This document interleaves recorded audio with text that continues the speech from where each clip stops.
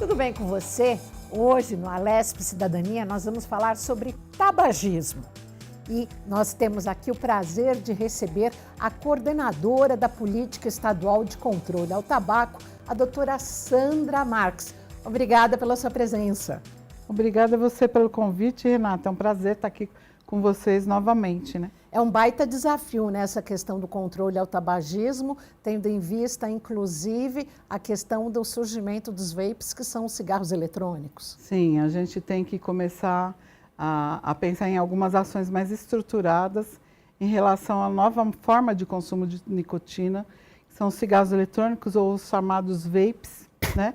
Porque a política de controle do tabaco no Brasil sempre foi um modelo muito exitoso do ponto de vista de implementação de alguns artigos que estão contidos na Convenção Quadro para o Controle do Tabaco, que é o primeiro tratado de saúde internacional assinado e ratificado por 192 países.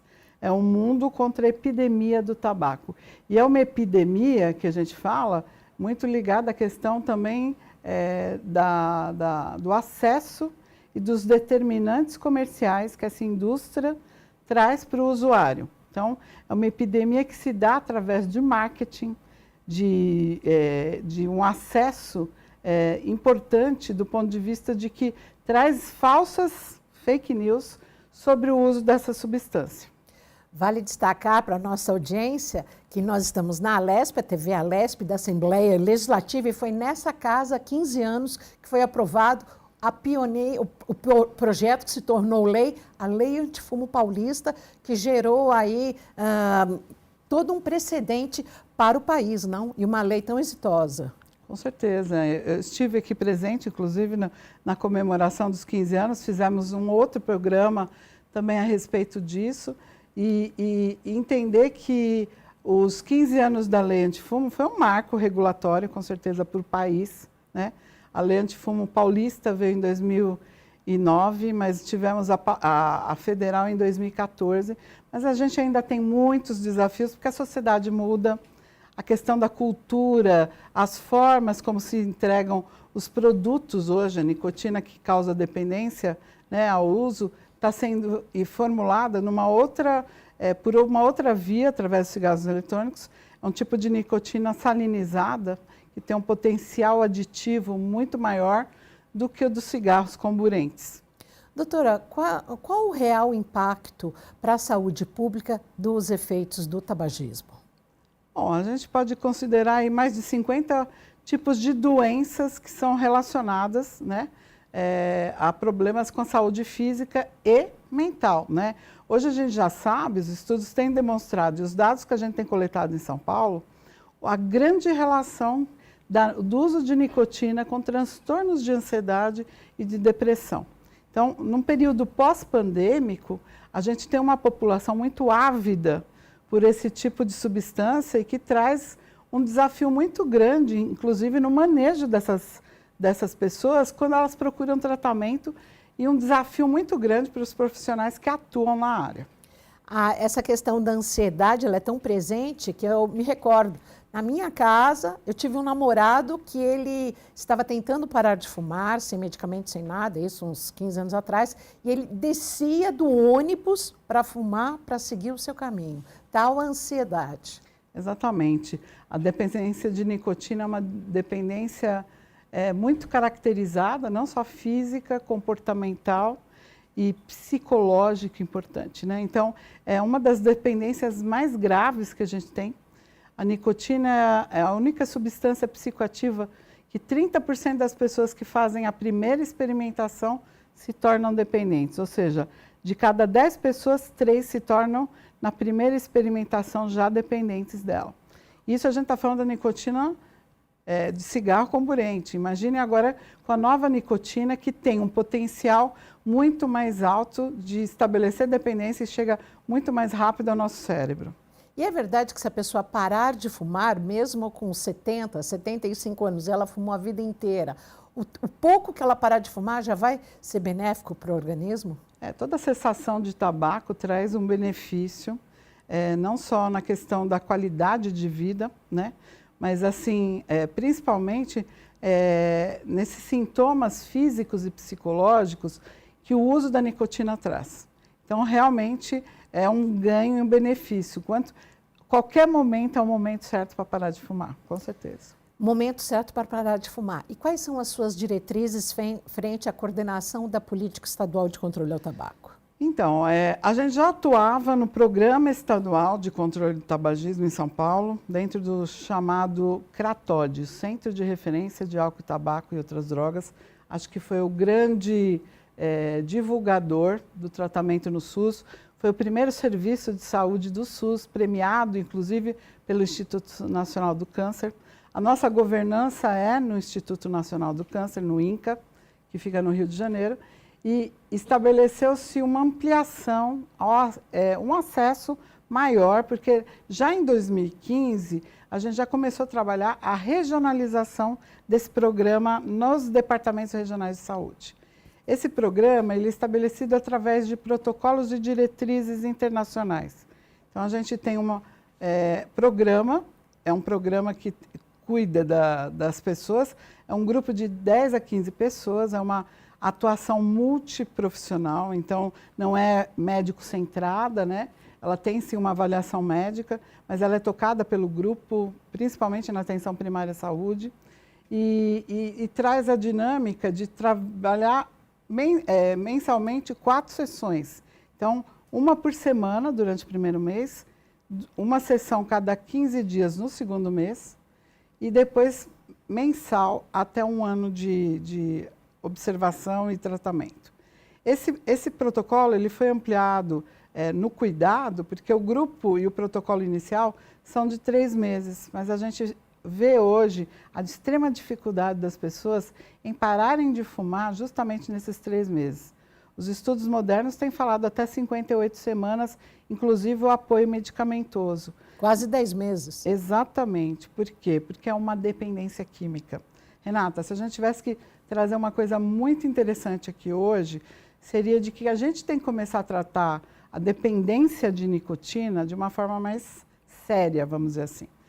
Por muito tempo, isso foi considerado como se fosse um transtorno, não fosse um transtorno por uso e abuso de substância, e sim comportamental. Estilo de vida, muita gente fala isso, mas não é mais um estilo de vida, né?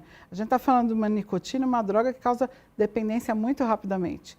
E isso tem que ser tratado como uma patologia. Existe um CID, um Código Internacional de Doença, já estabelecido para transtorno e abuso de substância desde o CID-10. Então, a gente precisa considerar que isso é um manejo muito mais adequado de uma patologia que é muito séria e que as pessoas, às vezes, não conseguem prevenir a recaída. Essa dependência é considerada uma doença? Sim, sim. Desde o CID-10, por muito tempo, a indústria também atrapalhou até nisso. Os estudos mostram que, para ser considerado dependência, foi a partir do CID-10 que a gente considerou essa dependência à nicotina. E assim como o álcool são drogas lícitas, nicotina e álcool, a gente tem que entender que... Eu falo nicotina porque hoje a gente tem que falar sobre nicotina, né?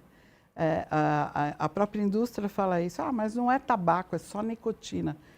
Nicotina é uma substância psicoativa, uma droga estimulante que causa aumento de frequência cardíaca, frequência respiratória, faz um monte de alteração no nosso metabolismo, no nosso corpo, que é importante que as pessoas tenham noção disso. E essas drogas lícitas não significam que não causem males à nossa saúde física e mental. Doutora Sandra, em relação a essas coisas que a senhora está falando, então tem esse cronograma que vocês fizeram de sessões, são sessões com psicólogos? Sim, as sessões são multiprofissionais. A gente tem acompanhamento, às vezes, de nutri, profissional de educação física para mudar, fazer a questão da atividade física. A gente tem acompanhamento da psicologia também, um psiquiatra, dependendo da atuação da equipe. É importante entender que qualquer nível de atenção pode fazer uma abordagem intensiva ao tabagista. A gente já tem documentos, normativas estaduais, que falam, por exemplo, abordagem ao tabagista em ambiente hospitalar. Então, ambiente hospitais gerais, oncológicos e psiquiátricos. Por quê? Porque é humanamente impossível, a gente está falando de humanização, internar alguma pessoa num pré-cirúrgico ou durante alguma patologia que a acometa, nem que seja emergencialmente, e deixe-a sem fumar, porque o ambiente é hospitalar. Isso pode causar ansiedade, né, entrar num estado que a gente chama de síndrome de abstinência, e que é importante que a gente dê um apoio, não só na terapia, em grupo, ou também medicamentosa.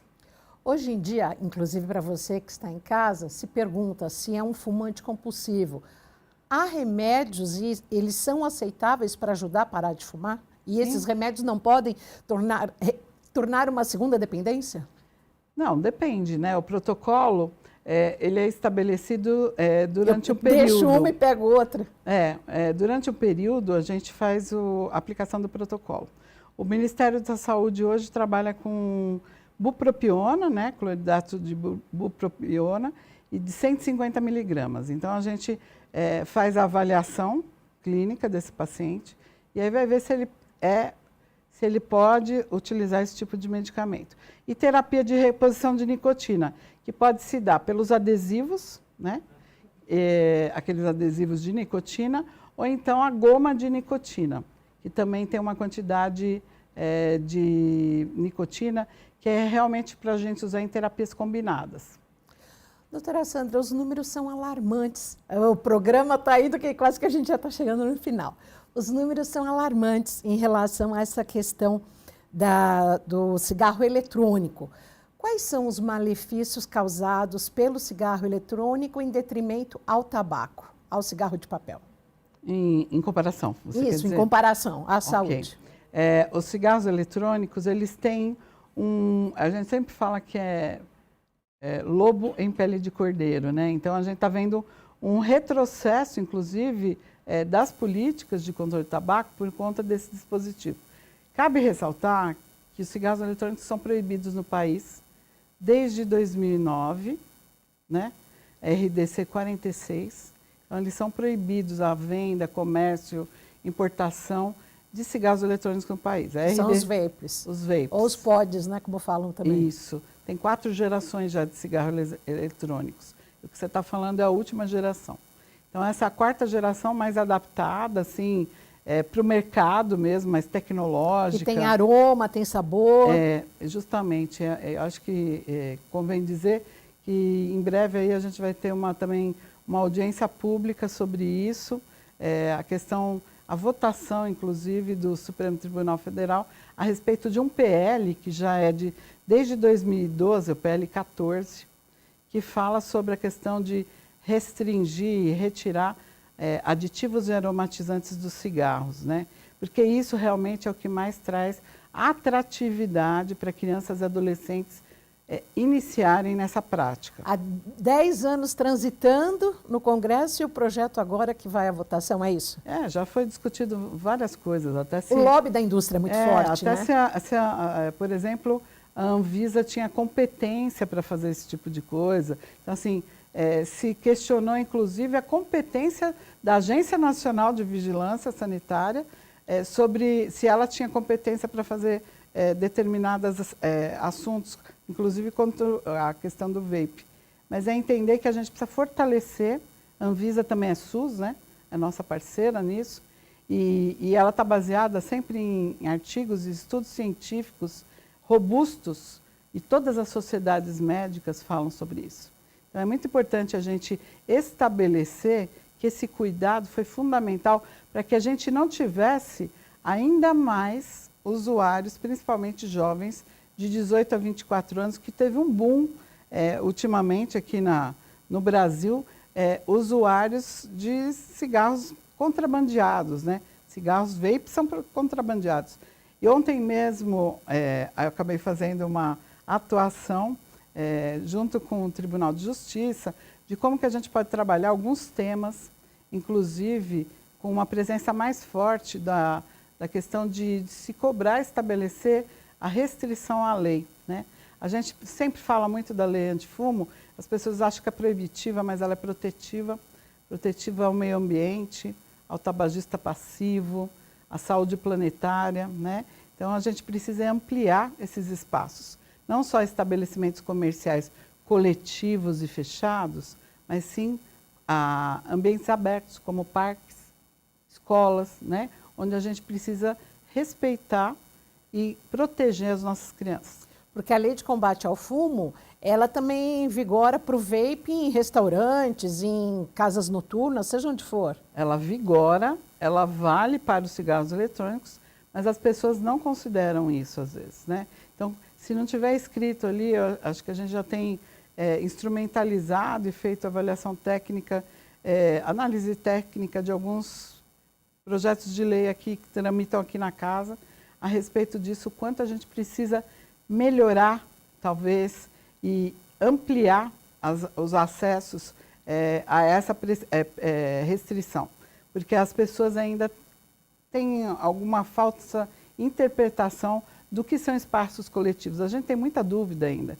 Condomínios residenciais, eu posso fumar em áreas coletivas? Então, acho que a gente precisa melhorar também essa comunicação, sabe, Renata? Melhorar essa divulgação para a nossa população. Porque foi tão exitoso na época. Por quê? Porque a sociedade se incumbiu de fazer a mudança do comportamento. E é isso que a gente precisa fazer agora em relação aos vapes.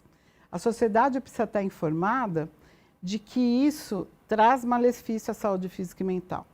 Para países que regularam o cigarro eletrônico, retrocederam recentemente nessas medidas, inclusive porque tiveram um impacto muito grande. A hora que você libera a venda, a coisa aumenta, né? Isso sempre foi observado no mundo todo, no uso, até na cannabis, em relação aos Estados Unidos. Todos os países que regulam alguma substância, a gente tem um aumento significativo no uso, porque as pessoas têm uma falsa interpretação de que a hora que você libera, que aquilo é lícito e que não vai causar dano. A hora que começa a causar dano, as pessoas retrocedem. Os países retrocederam, a Inglaterra, Nova Zelândia, Austrália. Então, entender que a gente precisa ter essa proteção no país. Principalmente que a gente está falando do Brasil, que tem uma expansão aí, um tamanho aí, é um mundo, né, perto desses outros países. E que a gente precisa ter realmente um cuidado no SUS, principalmente para essa população. E no SUS, já estão batendo casos e casos graves? Gostaria, inclusive, que a senhora relatasse sobre os danos causados pelo vape? A gente tem uma doença caracterizada pelo uso do vape, que é chamada EVALI. Eu não sei se você se lembra, em 2019, um pouquinho antes da pandemia, a gente teve uma epidemia muito grande nos Estados Unidos, caracterizada por esse uso do JUL, né, o chamado JUL, que era o nome da marca na época, e ele trouxe uma doença que é muito parecida radiograficamente com Covid, a imagem radiográfica, aquela névoa assim no pulmão, né? E ele promove uma queima dos alvéolos. A gente teve uma quantidade muito grande de jovens que foram acometidos pela EVALI em 2019. Com isso tudo e todos os estudos que têm surgido desde então, agora, no início do ano, o Código Internacional de Doenças também incluiu a questão do EVALI como uma doença. Então, a gente vai começar a notificar essas doenças agora, né, caracterizada. A própria Sociedade Brasileira de Pneumologia, eu transito muito nessa área, alguns colegas falam muito a respeito de que durante a Covid, talvez alguns jovens que tenham inclusive ido a óbito, pode ter sido já originário desse uso e que foram subnotificados, por exemplo. Como a gente não tinha ainda essa noção, então houve um subdiagnóstico. Esse EVALI, ele deixa sequelas, ele é mortal? Sim, pode deixar alterações 1000 quando não vai a óbito. A gente tem observado alguns casos, mas assim, são casos mais pontuais que acabam aparecendo na mídia. Mas a gente tem notado que o uso com menos tempo do que o cigarro tradicional, as crianças e os jovens têm se impactado mais. Os adolescentes. Os adolescentes. Até 2050, acreditamos que a prevalência de câncer no Brasil deve aumentar muito entre jovens, principalmente pelo uso desses dispositivos. E aí é principalmente no pulmão? Principalmente no pulmão, mas pode causar desde alteração cognitiva importante, sintomas de estresse. Tem um estudo que fala de 12 meses após a EVALIO, pacientes que sobreviveram, jovens, então fala de alteração cognitiva importante, quase 40%. Fala também da questão do estresse, ansiedade, depressão, quase 50% delas ficam mais ansiosas e depressivas, porque aquela vontade, aquela sensação eminente de não conseguir trocar o ar e respirar, causa um estresse traumático muito importante. É uma epidemia anunciada? É uma epidemia que a gente tem contido e que a gente está vendo aí em relação aos outros países acontecer, com certeza. E como a saúde pública do Brasil e aqui do estado de São Paulo toma providências para minimizar ou reduzir?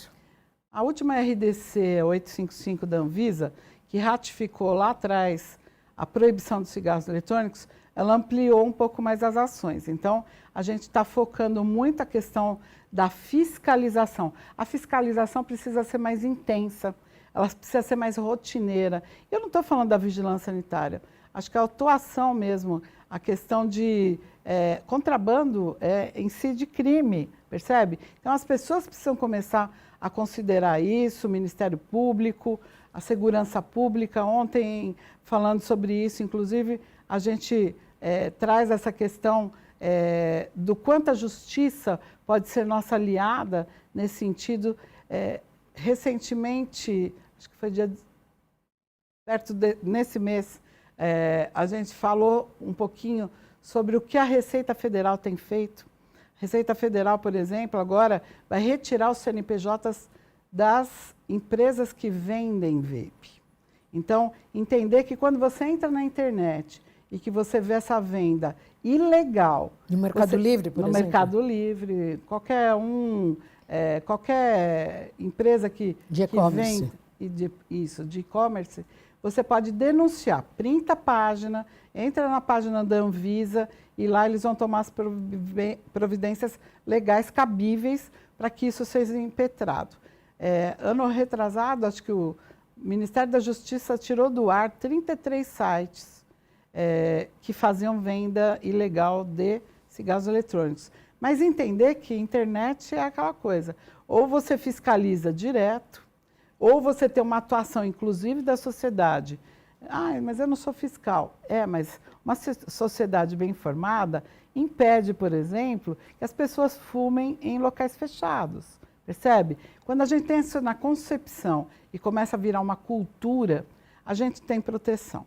Então, entender que não se pode, quando a gente fala dos celulares, crianças usando celular na escola, não pode ter cigarro na escola, nem vapor, que às vezes eles fumam dentro da sala de aula, vaporizam dentro da sala de aula, escondido, porque tem 1.500 formas, né? Parece uma borracha, parece um pendrive, mas entender o quanto que a gente precisa melhorar o conceito e a comunicação disso. Agora, a senhora fala dessa questão do vape nas escolas. Deixar de fumar, é mais difícil abandonar o cigarro tradicional ou o vape? Isso eu acho que acaba não tendo muita comparação, vamos dizer assim. Depende muito da pessoa, Renata.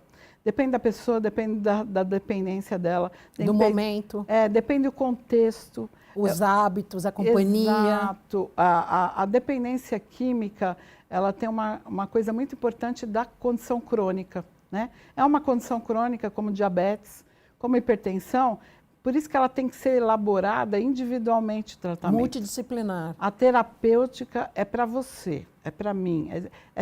Cada um vai levar uma consideração. E o SUS dá esse tratamento, dá esse apoio? Claro que dá.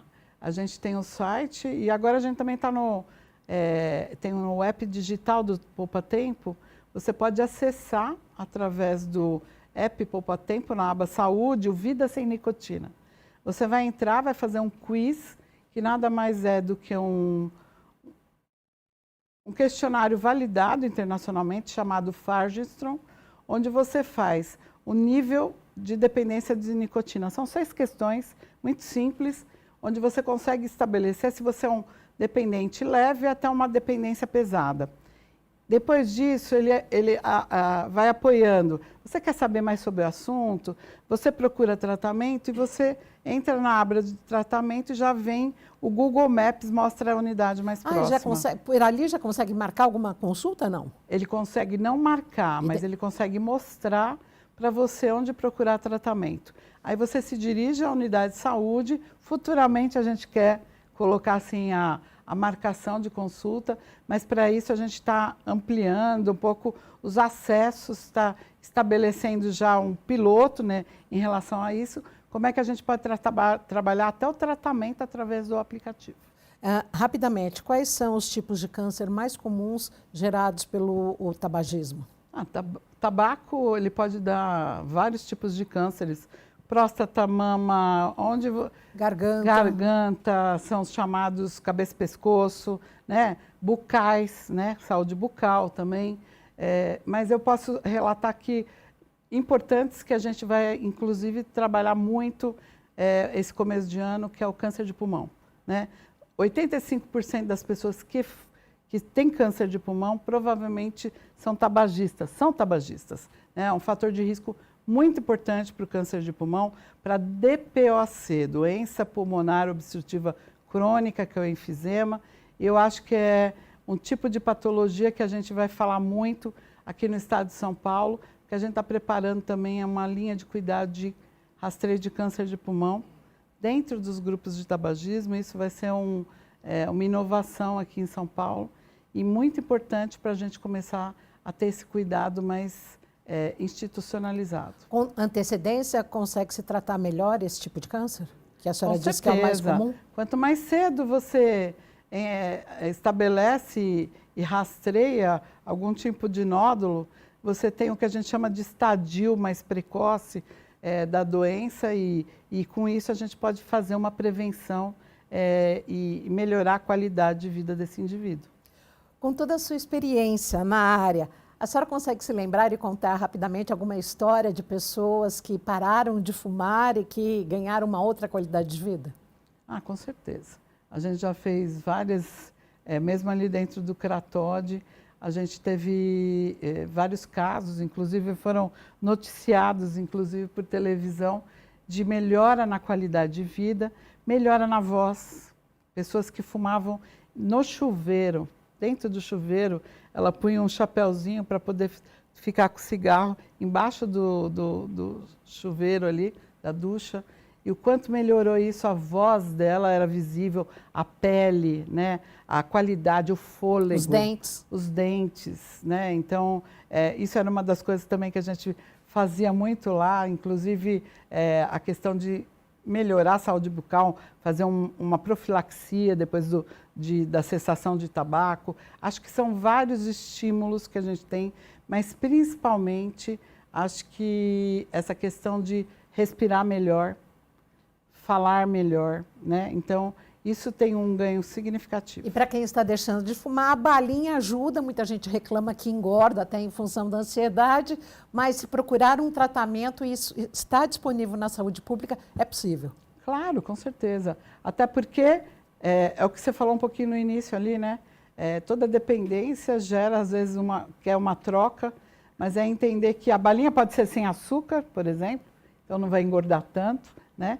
Mas a gente também pode trocar hábitos, fazer uma atividade física, né? Melhorar a nossa alimentação, também é um momento ideal. Claro que no início as pessoas engordam, sim, porque a nicotina é uma droga anorexígena, então as pessoas evitam, às vezes é tão difícil tratar a mulher por conta disso, porque a mulher fica com medo de engordar. Mas logo depois ela perde quando ela começa a estabelecer uma normalidade no metabolismo dela, porque a nicotina altera esse metabolismo mesmo, mas altera para um lado pior, né? Não é um ganho não engordar nessa hora, porque aí você vai ter o vaso ali obliterado, vai poder ter um infarto, um AVC, então 1000 vezes parar, engordar um pouquinho e depois voltar, do que fumar. Neste encerramento, eu gostaria de falar que aqui na casa, na Alesp, nós temos tramitando o projeto de lei 562 de 2024, que propõe a criação de uma política estadual de conscientização sobre os perigos do uso do cigarro eletrônico, assunto que conversamos tanto neste programa no Alesp Cidadania. Doutora Sandra, muito obrigada pela sua participação. Obrigada a você pelo convite, Renata. Estamos juntos também nesse projeto de lei. Foi um dos que a gente conseguiu ajudar aí tecnicamente. Obrigada. A doutora Sandra, que é uma das maiores autoridades da Secretaria Estadual de Saúde de São Paulo nesta área de combate ao tabagismo. Obrigada pela sua audiência.